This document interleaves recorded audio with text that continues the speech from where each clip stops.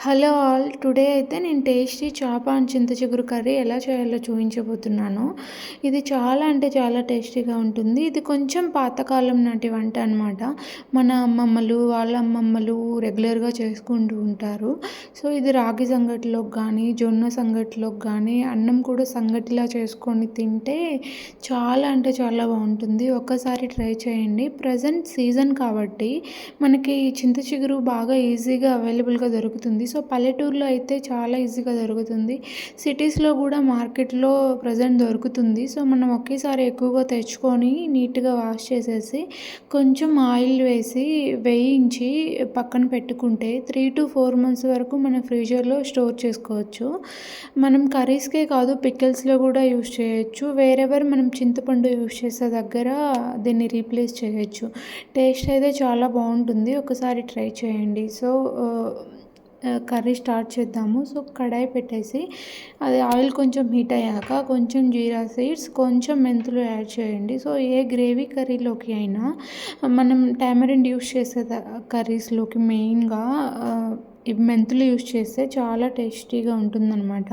So curry leaves add చేశాను. Onions కూడా ఇలా సన్నగా పొడవుగా కట్ చేసుకొని యాడ్ చేయండి. సో ఆనియన్స్ త్వరగా వేగాలి అంటే కొంచెం సాల్ట్ యాడ్ చేయండి. సో దట్ ఆనియన్స్లో ఉన్న మాయిశ్చర్ త్వరగా అబ్జర్వ్ చేసుకొని నీట్గా ఎగిపోతాయి. సో ఇలా ఆనియన్స్ కొంచెం వేగితే సరిపోతుంది. రిమైనింగ్ మొత్తం కర్రీ కుక్ అయ్యేటప్పుడు పులుసులో ఉడికిపోతాయి అన్నమాట. సో ఇక్కడ ఆనియన్స్ లైట్గా ఎగిపోయాయి. గ్రీన్ చిల్లీస్ అండ్ టమాటోస్ నేను యాడ్ చేశాను. టమాటోస్ కూడా ఇలా సన్నగా పొడవుగా కట్ చేసుకొని యాడ్ చేసేసుకోండి. సో ఇక్కడ చింత చిగురు ఉంది కదా, ఇలా మన 2 హ్యాండ్స్లోకి తీసుకొని ఇట్లా నీట్గా క్రష్ చేసేసి పక్కన పెట్టేసేయండి. మొత్తం అయితే క్రష్ చేసేసేయండి. సో ఫిష్ కూడా నేను ఇక్కడ నీట్గా వాష్ చేసేసి ఇలా పక్కన పెట్టేశాను. సో కొంచెం టైం పట్టింది ఫిష్ క్లీన్ చేయడానికి. ఎక్కువ ఇసుక ఉందన్నమాట. సో 6 to 7 times క్లీన్ చేస్తే కానీ అది పోలేదు. సో ఇలా నీట్గా మగ్గిపోయాక ఏదైనా వెజిటేబుల్స్ మీకు దోసకాయ కానీ వంకాయ కానీ అలా మీకు నచ్చితే రా మ్యాంగో పీసెస్ కానీ ఇక్కడ యాడ్ చేసుకోవచ్చు. నేను ఒక మునక్కాయ యాడ్ చేశాను. సో ఇవి యాడ్ చేశాక ఫిష్ కూడా యాడ్ చేశాను. ఫిష్ మీకు ఇంకొంచెం ఎక్కువ కావాలి అనుకుంటే క్వాంటిటీ కూడా మీరు ఇంక్రీజ్ చేసుకోవచ్చు. సో ఇవన్నీ యాడ్ చేశాక కొంచెం మగ్గనివ్వాలి. ఒక 2 minutes అలా ఆయిల్లో నీట్గా రోస్ట్ అవ్వాలి. సో కొంచెం రోస్ట్ అయిపోయాక ఇక్కడ చూడండి కొంచెం రోస్ట్ అయ్యాయి. సో నేను రాక్ సాల్ట్ యాడ్ చేస్తున్నాను. సో గ్రేవీ కర్రీస్లో అన్నిటికంటే సాల్ట్ కంటే రాక్ సాల్ట్ యూస్ చేసుకుంటే టేస్టీగా ఉంటుంది అనమాట. సో సాంబార్ పౌడర్ కూడా యాడ్ చేశాను.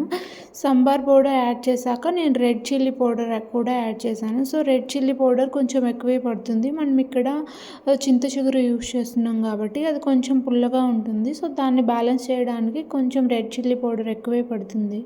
ఏ నాన్ వెజ్ కర్రీస్లోకి అయినా కొంచెం రెడ్ చిల్లీ కర్రీ ఎక్కువ వేసుకుంటేనే బాగుంటుంది. సో ఇక్కడ నేను టర్మరిక్ కూడా యాడ్ చేశాను. ఇవన్నీ యాడ్ చేసేసాక బాగా మిక్స్ చేయండి. మిక్స్ చేసేసి లిడ్ క్లోజ్ చేసేసి ఒక 5 minutes అలాగే వదిలేసేయండి. సో దట్ బాగా మగ్గుతుంది. ఉప్పు పసుపు కారం అంతా చేపలకి మునక్కాయకి బాగా పడుతుంది. సో ఇక్కడ చూడండి ఆయిల్ కూడా కొంచెం పైకి తేలుతుంది. సో ఈ స్టేజ్లో ఉన్నప్పుడు మీరు ఎంత వాటర్ కావాలో అంత వాటర్ యాడ్ చేసుకోండి.